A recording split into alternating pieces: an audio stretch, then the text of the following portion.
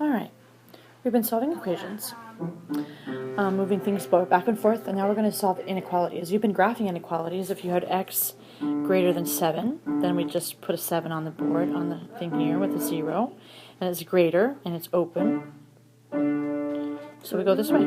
Okay. So we're going to be solving an inequality like equation, but it's not an equation because it's an inequality, but we'll be solving it to get here, and then you can graph it after that. Okay? All right, so we're going to experiment with some inequalities. So if I told you that 8 was less than 10, would that be true? Yeah. Okay. So if I was solving an equation, we could add or subtract on both sides, and that would be okay. Is that okay with inequalities? Let's check.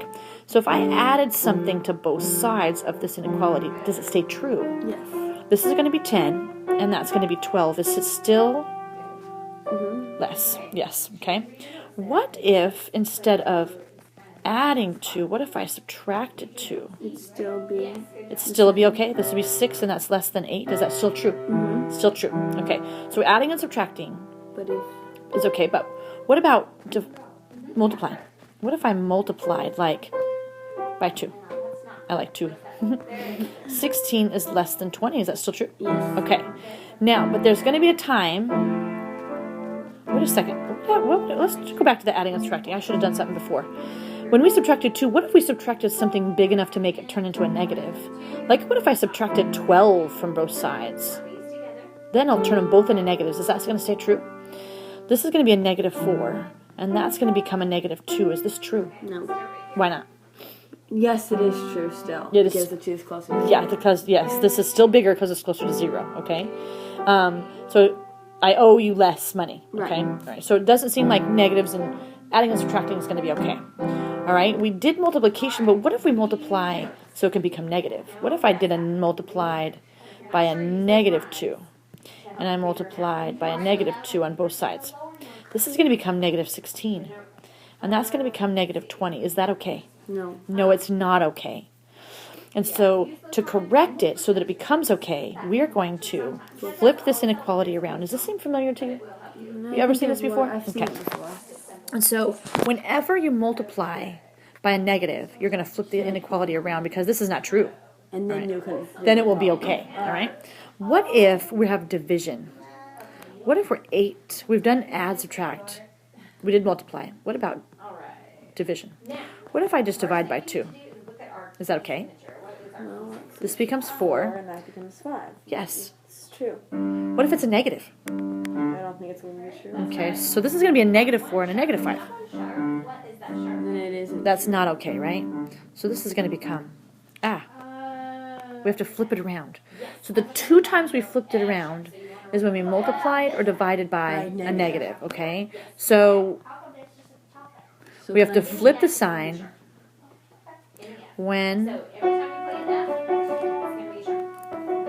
terrible handwriting, but when we multiply or divide by a negative.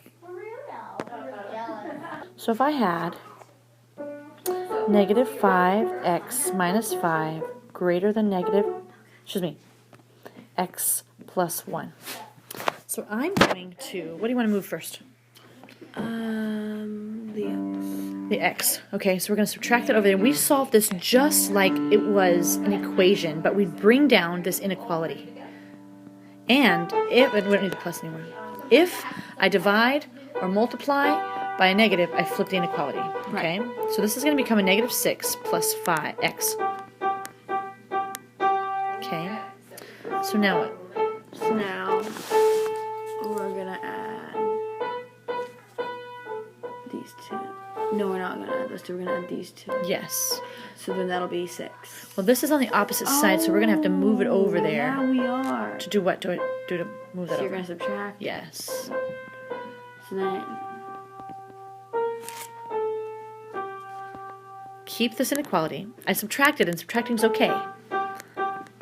This time I'm going to do something that won't be okay, so I'll have to flip this around. I am going to do something. Make a little more room. All right, I'm going to divide by a negative.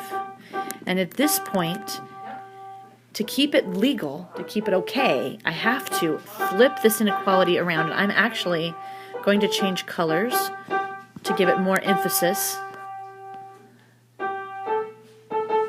So we're going to keep this x here. And negative 6 divided by negative 6 is positive 1. But we flipped the inequality because we divided by a negative. Now, if they asked us to graph, we could open a closed circle. Open. Open. It says x is less than 1. So then it'd be going that way. Yes. Okay? All right. Cool. Let's do another one. They're not giving us much more, but we're going to do it. We'll grab another one. Oh, they gave me a ton of those. Let's do 3x plus 7 less than or equal to 43. Okay? How would we solve this one? Okay, we move this 7 over to the 43. Okay. So it'd be 35? Mm-hmm.